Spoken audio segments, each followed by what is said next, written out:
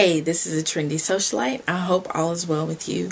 Today's video will talk about natural hair in the workplace. I don't think I've ever really talked about this subject before, but what prompted me to do this video is I was on a forum that I'm a member of, and someone posted something in the forum about their hair and how they were taken aside by someone who basically advised them that if they wanted to move up the ladder, they needed to sort of get control of their hair.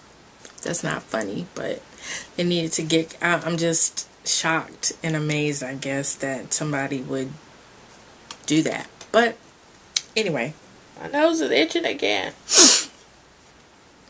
So I just really, and I didn't read all of the comments that other posters left in that thread, but I just some of them were sort of, I can't believe you said that, kind of do you, forget him, tell him to kick rocks, that sort of thing. And then others were like, yeah, you probably need to do something with your hair in order to move up. So I wanted to weigh in, give my 10 cents worth about the subject. You can feel free to leave your comments, disagreements, questions, what the heck's below if you don't agree with what I'm saying. I have a couple of tips in mind and just a little bit of commentary about two things in particular. So, in terms of my commentary, one thing to keep in mind or to be cognizant of is color. I colored my hair starting last year, and if you noticed from the first time I colored until maybe like May or June, my hair progressively got lighter and lighter and lighter, and it was just getting so light for me, so kind of just bright blondish. It really honestly got to the point where I just felt like it wasn't professional for me. It was fine on the weekends. It was fine if I was, going to another event or something like that. But Monday through Friday, I just started having issues with how bright the color was. And it wasn't that I was getting it brighter every time. It was just because I was getting the same color pretty much every time. But because as the color takes, it just gets lighter and lighter. So if you haven't been able to tell, I've gone darker for the fall and winter. I just did this in October, so it's darker now, and I'm gonna try, I may lighten it up just a smidge, but that's gonna be about it. I'm gonna pretty much rock it like this for a while, because I like the color, but I definitely want to keep it professional. Now, in terms of styles, and I'm going to cover this a little bit more in some of the tips that I have. You definitely have to be cognizant of the styles that you wear to work. Everything that you would wear on the weekends, going out to the club, to the movies with your friends or whatever, or on a date, is not appropriate for work. And you just want to keep that in mind when you are considering, natural hair in the workplace. Now for my tips, because I'm going to go into color and styles a little bit more when I'm talking about my tips. First thing you want to do is consider your work culture. That's off top. There are some environments that are super ultra conservative, where you have to wear your hair a certain way. And there's a dress code, not just for people with natural hair, and not just for black women, but for everybody. There are places that have dress codes where you can't, no visible tattoos, no earrings, for men and that kind of thing. So I don't want, as black women or as natural women, for us to get this complex that people are picking on us necessarily. There are people that dress inappropriately, period. And so there has to be that sort of dress code there for them. So you definitely want to consider your work culture. If there isn't a formal written policy regarding your dress code, then just be observant of how people around you dress. for casual Fridays? Are jeans appropriate? Are, you know, what sort of thing? If you work at a very creative firm or something like that where they wear jeans and sneakers, and people, you know, guys have long hair and women pretty much can dress however to a degree, then you're able, I feel like you're able to wear, you're able to be a little bit more creative in how you express yourself via your hairstyle, your natural hair at work.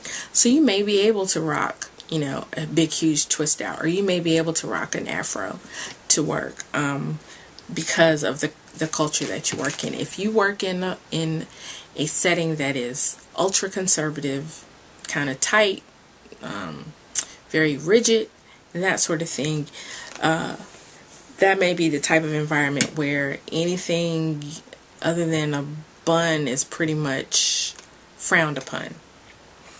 And in that instance, you're going to have to be a little bit more creative in either how you rock the bun, either putting it to the side, adding, you know, a little barrette or something to your hair, or you have to be content, as long as you work in that environment, with wearing your hair pulled back and that sort of thing Monday through Friday, and then being able to wear it in its wild, natural, lovely state on the weekends.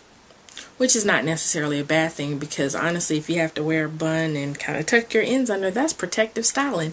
So if you protective style 5 days a week and then wear it out and wild on the weekends, do you know how much length you have, girl? I'm telling you, you definitely will. So you want to consider your work culture when you are thinking about natural hair in the workplace. If my nose doesn't stop inching, I'm going to tell you what. Which I've mentioned this when I was talking about work culture, but second thing is let loose on the weekends. Granted, y'all, yeah, and it's not really fair for someone to take you aside and say, if you want to move up, you're going to have to change your hair, or you're going to have to do your hair differently. Looks wild, looks like a chicken's been plucking in it, or something like that. But sometimes you have to, the ends justify the means. So if you're trying to move up in your company, if you're trying to get a promotion, sometimes you do have to assimilate in order to climb the ladder. It's not fair, but that's life. Sometimes life isn't fair. That's something we all have to learn. And in order for us to get a seat at the table, and in order for us to be able to change people's perceptions, we have to be able to get that seat at the table. If we're not allowed that seat at the table, if they won't even let us get to the table because of the way our hair looks, then we'll likely never be able to really change people's perceptions regarding natural hair. So I just encourage you to, you know, definitely let loose on the weekends. When you come home on Friday, you know, take that bun out of your hair, mush your hair up, and just wear it. So yeah, definitely let loose and be able to express yourself on the weekend. The third thing that I highly recommend is that you get an arsenal of work appropriate styles and or accessories. So if the bun and the French roll and things like that are what are the acceptable styles at your office, then I would suggest that, you know, you find ways to personalize those, that you find ways to rock those, so that you don't get so tired of wearing that hairstyle every day. Like I said, you can get a barrette and put something like that in it. Rock your bun to the side one day, or rock it up, you know, a little bit higher and then rock it low. There are different things that you can do to it so you don't get totally tired of that look. You can add a faux bun to your hairstyle. You can take some braiding hair and do the Miss Vaughn side braid or top braid bun that I've done with the braiding hair. There are some options out there for you. Let me also say this regarding buns.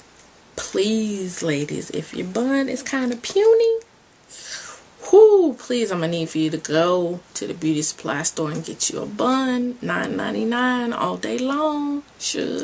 Please. Nothing frustrates me more than somebody who has their hair pulled back and there is nothing back there. Like, you can't even, I'm just sorry. I just have an issue with that, because there is a remedy for that. And that's still a protective style. If you put a bun on it, then your hair is totally covered. The ends of your hair are totally covered. And that's exactly what protective styling is, and that's what you need to do, especially in the fall and the winter. So go get a bun. Thank you. That's my PSA.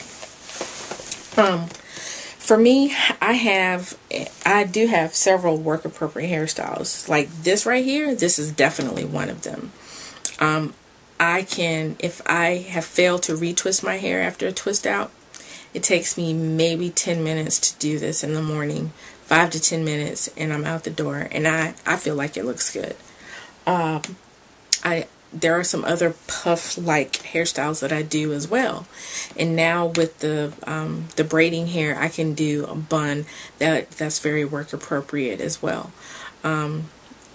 So yeah, definitely get an arsenal of work appropriate hairstyles. If you have a TWA, then you want to look at some accessories. You know, getting some barrettes, and maybe you can do quite a bit with some parts and a little bit of gel, and maybe putting some barrettes or something in your hair, depending on your work environment, once again, and the culture at your workplace. And then the last tip that I have for natural hair in the workplace is to practice and perfect your styles. All the styles that you have, once you find some work appropriate hairstyles that, you know, go with the length of your hair, you want to practice those and perfect them. So even on the weekends or days that you have off, you want to practice those styles and, you know, get it to the point that you can do them in 10 minutes or less. And that's my goal with a lot of my work hairstyles. I want to be able to do it in 10 minutes or less. Sometimes it may mean even 10 minutes of actual styling time or less. That doesn't necessarily include if I have to put a scarf around my edges to kind of lay them down or something like that. One tip I also have, sometimes I will do my hair first in the morning, even before I take a shower, especially if I know I'm going to wear it up and I need to slick my edges down. I'll do that, moisturize and style my hair before I even get in the shower. So that way it's setting the entire time I'm getting dressed. And that has worked out well for me. And even if I have to pull something over my head, chances are with my scarf being up there, it's not, you know, it's not going to mess up my hair anyway. And then if I have to refreshen it, then I can do that right before I leave. So you want to consider your work culture. Let loose on the weekends if you work in a culture that doesn't allow for creativity of styles during the week. Get an arsenal of work appropriate hairstyles or accessories, and then practice and perfect your styles so that you can do them in a hurry, in a jam, or if your hair isn't looking right that particular morning. Those are my tips for natural hair in the workplace especially. But I also feel like these tips apply to anybody. Relaxed hair in the workplace, because there are some people with relaxed hair and I'm like, really, did you know you were coming to work today? What, did you lose all your combs and brushes? But anyway, that's another conversation. So I hope this video has been helpful and that I've given you some things to think about. I will post a few pictures at the end of this video of what I consider some work appropriate hairstyles, and you will be able to check also check my blog, because I'll have some of those styles there that you can look at, you know, a little bit longer and those sorts of things. So if you have any questions or comments, leave them below. I love you all. Be blessed. Take care. Bye bye.